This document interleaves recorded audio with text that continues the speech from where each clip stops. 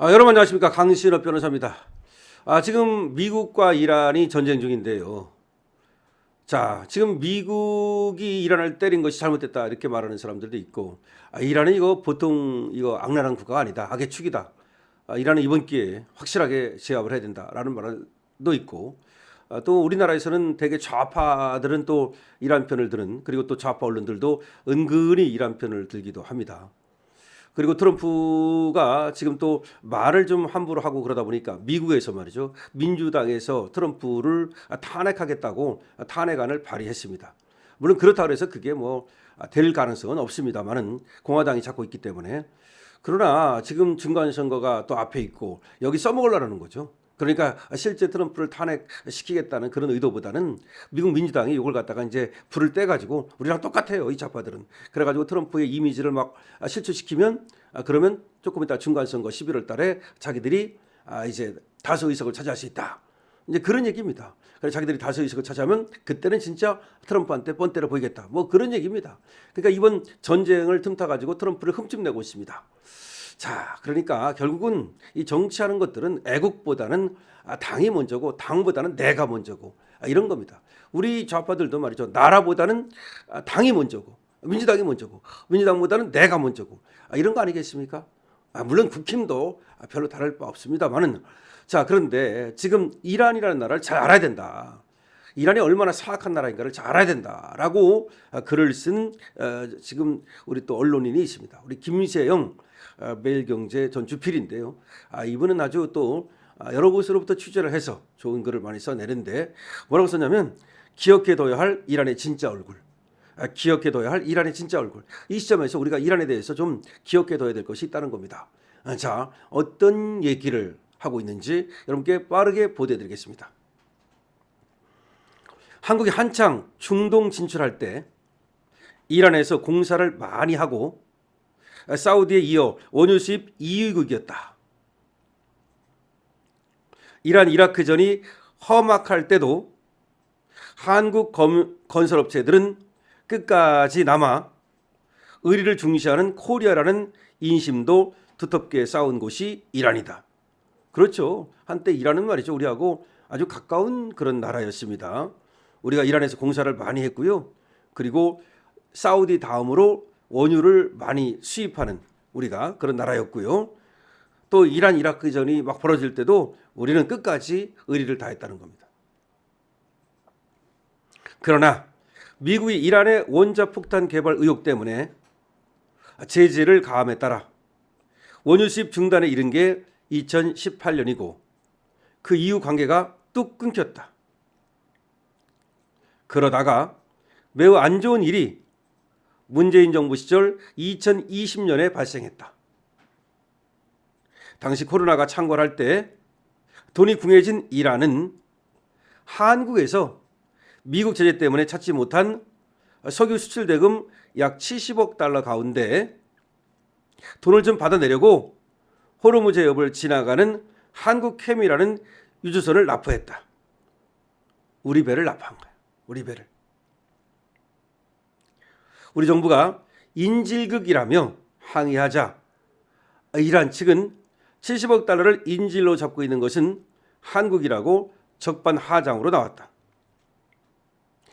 미국의 제재 때문에 우리가 이란한테 안 준 돈이 70억 달러가 있었다 이거야. 미국이 제재를 하는 바람에. 근데 우리 배를 납포해 가지고서 왜 안 내놓냐고, 이제 그래 가지고서 적반하장으로 나갔다는 거지. 근데 그건 미국의 제재 때문에 못 준 거지, 우리가 일부러 안 준 게 아님에도 불구하고 말이죠. 애무부 대변인은 미국과 한국은 주종관계라는 모욕적인 말까지 했다. 우리나라를 향해서 우리가 미국의 쫄딱이라고. 만약 호르무즈에 한국이 파병한다면 단교하겠다는 더 험한 말을 그 이전에 내뱉은 적도 있었다. 이란의 정권 형태는 전 세계적으로 유례가 없는 신정 정치다. 아니, 종교가 정치를 하는 그런 거는 정말 전 세계에 유례가 없어요. 하메네이가 그거 아닙니까? 1979년 팔레비 왕조가 무너진 이후 이슬람 혁명을 거쳐 호메니가 최고 지도자에 올랐고, 성직자, 관료, 혁명수비대 3자가 아야톨라, 최고 지도자를 결사옹위하는 형태다. 관료의 최정점은 국민이 선거로 뽑는 대통령이고, 현재 페제스키안이 대통령이지만 이번 미국과 전쟁 때 보다시피 흑살이 껍데기만도 못하다. 겉으로만 그러니까 대통령이다 이거야. 원래는 누가? 지금도 모지타바가 최고 지도자 아닙니까? 하메니가 폭격으로 첫날 사망한 이후 대통령이 엄연히 있건만 하메니 아들 모지타바가 승계했다면서도 부상으로 의식을 잃었다 하고 바게르 갈리바프 국회의장이 더 실세 행세를 하고 있다. 혁명수비대 소속이라 그런 것이다. 이슬람교 최고 지도자 이콜 알라신을 대행하는 동격이고 그 밑에 혁명수비대가 총칼로 마음대로 하는 지구상 최고 독재 체제라고 보면 될 것 같다. 북한 김정은 체제와 비슷하게 평생 독재하는 체제다. 그렇죠. 이거 독재 국가예요. 하메니가 죽기 전 고물가와 경제난으로 군중 데모가 일어나자 3만 명 이상을 눈 하나 깜짝 안 하고 죽여버렸다. 중국 천안문 사태 2,600명, 한국 광주 사태 159명이 죽은 숫자에 비하면 현대 국가 중 이란보다 더 잔악한 나라는 결코 없다. 이번 트럼프의 이란 폭격은 이스라엘 네타냐후의 유대에 넘어갔다는 NIT의 보도가 있었는데 내용을 보면 공중 폭격으로 하메네이와 스네브를 제거하면 하메네이에게 죽음을 이라고 부르짖었던 군중 데모로 정권 교체가 일어날 것으로 착각했던 것으로 보인다. 미국 이스라엘의 무자비한 폭격이 가해지면 호르무즈 해협을 봉쇄할 기력조차 상실할 것으로 트럼프는 믿었던 것 같다. 38일간 폭격 후 2주간 휴전을 하면서 리뷰하면 트럼프의 계산은 완전히 빗나갔다. 지금 계산해 보면 빗나갔다 이 말입니다. 그래서 고유가의 호르무즈 봉쇄로 전 세계가 고통을 당하고 휴전 후에도 해협 통과 비용으로 한 척당 30억을 걷어서 이란 재건에 쓴다는 것은 유엔 규정을 정면으로 위반한 것이다. 국제법 위반이죠. 그런 관점에서 트럼프는 미친놈이라는 모하메드 알바라데이 전 IAEA 사무총장의 말은 100번 옳은지도 모르겠다. 교황 레오 14세는 트럼프가 이란이 미국 제안을 수용하는 데드라인을 지나면 문명 소멸이라고 한 것은 진심으로 용납할 수 없다고 경고했다. 트럼프가 또 문명 소멸시키겠다 뭐 그랬잖아. 데드라인 지나면. 그거는 이제 절대로 용서할 수 없다고 또 교황이 한마디 했거든. 무지막지한 트럼프의 편을 드는 세계인은 별로 없을 것이나 트럼프에 대한 비난은 또 옳은 것만은 아니다. 트럼프에게서 소멸 협박을 받았을 때 이란 신정정치 책임자들이 내보인 자세, 급하다고 내붙은 행동과 말, 그 생얼굴을 대한민국도 기억해둘 필요가 있다. 이란에 대해서도 우리가 확실하게 오히려 더 기억해야 된다는 겁니다. 이란은 9천만 국민의 중동에서는 사우디와 쌍벽을 이루는 대국으로 앞으로도 음으로 양으로 상대를 많이 해야 할 나라이기 때문이다. 그래서 한 이란 간 건설붐 때 이전에도 이번 호르무즈 통과에 전혀 우리를 봐주지 않았다. 한 국가의 정치 지도자의 가장 기본적인 임무는 국민의 생명과 재산을 보호하는 일이다. 우리 헌법도 그렇고 대부분의 자유민주주의 국가헌법도 그렇게 규정하고 있다. 정치 리더십에 대한 모든 책들도 정치 지도자의 최고 임무로 국민 보호와 행복 증진을 정치의 목적으로 삼고 그렇지 않으면 물러나야 한다. 트럼프가 최후의 협상 카드에 불응하면 모든 전력시설 교량을 폭파해버린다고 하니 페제스키안 갈리바프가 뭐라고 했는지 1,400명 이란인은 같이 죽기로 서명했다는 섬뜩한 발표를 했다. 이놈들 그랬잖아요. 1,400만 명이 죽음을 각오하고 싸우겠다 그랬잖아.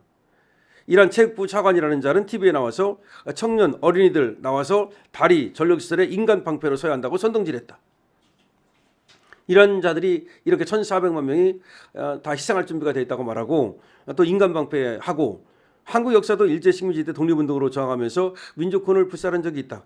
그런데 이번 이란의 경우 미국의 요구는 핵개발을 중단하라는 것이다. 딱 한 가지. 핵개발만 중단하면 되는데 그거 안 하고 저렇게 계속해서 평판 부리고 그러면서 핵개발 계속하고 그러고서는 국민 죽이고 그리고 국민을 갖다가 인간 띠로 이용하고 이게 말이 되는가? 이런 극악한 자들이 어디 있겠는가?